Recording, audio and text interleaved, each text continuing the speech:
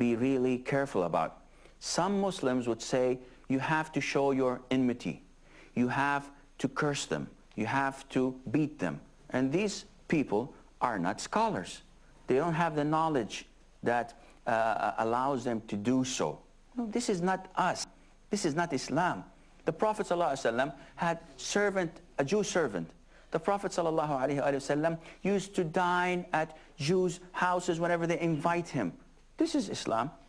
Islam does not tell me to face a non-Muslim, a Christian, and just give him a big grudge in his face, and when he says hi, I would not answer him back. No, it tells you to be yourself.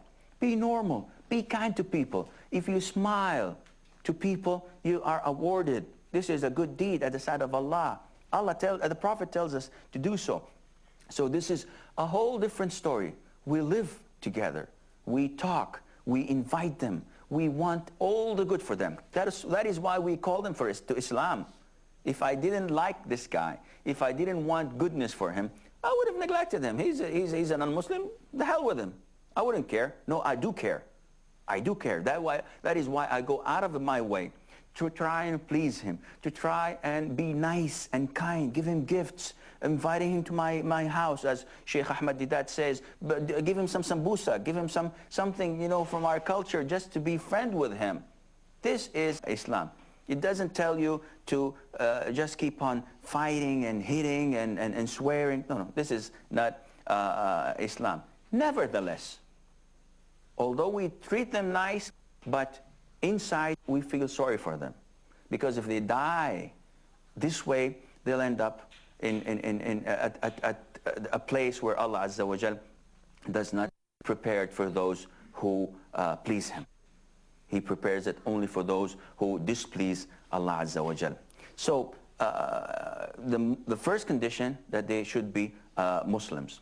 Once I had an email from a lady, a Christian lady from the States, and she was asking me a question. It was quite strange, because it sounded as if she's asking my permission. And who am I to give permissions to people? She said, "Oh, scholar, can you please permit me to fast the holy month with Ramadan? I think Islam is a nice religion, and I see people here in LA, in Los Angeles, they fast, so I'd like to take the chance and fast Ramadan with them." Telling her that if you want to do that, do it, but it's not like your California gigs or fashion, or, you know, it's something that, hey, that's cool, it's nice to fast Ramadan. Man, I fasted Ramadan, whole Ramadan, and I wasn't a Muslim. It's nice. No, it's not like this. At the side of Allah, it's not accepted. It's not a hairdress you change from when you go to a party at night. It's not a dress you wear. It's a religion. It's a way of life. It's feeling humble and feeling close to Allah by performing this form of worship. So one should be really careful when tackling these things with the non-Muslims. Try to explain to them, we want all the good for you. We want all the best for you. We want you to become our brothers. We want you to accompany us if Allah gives us a chance and allows us to enter paradise. We want to see you there. We want all to be there. There are other conditions, but I think this is all the time we have, and I think this would bring a lot of questions to the audience. So does anybody have any question? I'm 12 years old. Do I have to fast? You're 12 years old. I wish I was 12 years old. That's a long time ago. Do you have to fast? See, one of the conditions of fasting is that a person must reach the age of puberty. And to reach the age of puberty, in the West, they say that you cannot get married, you cannot be accounted for what you do. So you're a juvenile if you're... So you can kill, you can rape, you can steal, and man, you're on the safe side. It's okay. You do whatever you want to do. You're okay. You're below the legal age. It's different. We don't have law in the meaning or in the sense that you can escape. You have something between you and Allah. It's a relation between you and the Almighty.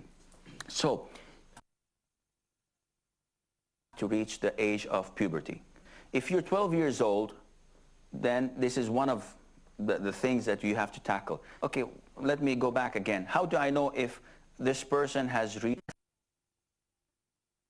three signs?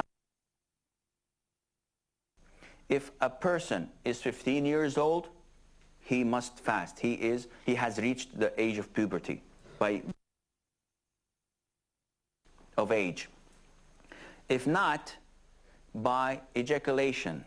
If he gets a wet dream, or he's able to ejaculate, to perform sexual intercourse, even if he was 11 years old, even if he was 12 years old, then he has reached the age of puberty. If not, if he simply grows, not by himself, it grows by itself, if he grows the hair on the pubic hair, the hair that grows over a male or a female, then he has reached the age of puberty. What happens when you reach the age of puberty? Before one of these three happens, you are not accountable. So if a child dies like 8 years, 9 years old, and he has not reached any of these three options or mentioned earlier, then he's not accounted. Allah Almighty will not punish him. But if he is 15 years old and he commits a sin, he sins, then he is questioned for what he did.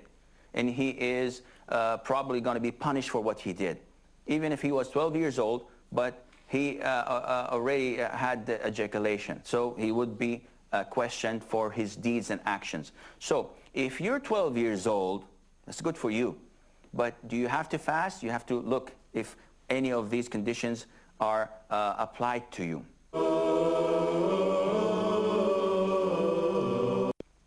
Beside that, the children of the companions even used to force them to fast at least half a day, 3/4 of the day, depending on their energy and their ability to tolerate hunger and thirst, according to their strength. So they would, as narrated by one of the companions, we used to make dolls. They used to make dolls for their children made of wool, and they would keep it. And if it is half day or 3-4 hours before the break of before sunset, the children would fast. But after 3-4 hours before sunset, they would feel hungry and they would start crying. They would like to eat. They would like to drink. So they would give them these dolls to play with, and they will be engaged with these dolls and forget the food and the drink until it's sunset. So it is recommendable that we to fast from an early age. But is it a must or no? No, it is not a must. See, teaching them from a very early age is an Islamic way of teaching and raising our children. We raise our children to pray when they're 7 years old. Before that, we would not tell them to pray. The Prophet ﷺ says, order them to pray, order your children to pray when they're 7, and beat them on not praying when they're 10. So these 3 years, you do not hit your child. You do not talk to your child. Well, you do talk to your child, but you do not punish him for not praying. You have 3 years, 365 days, 5 prayers a day.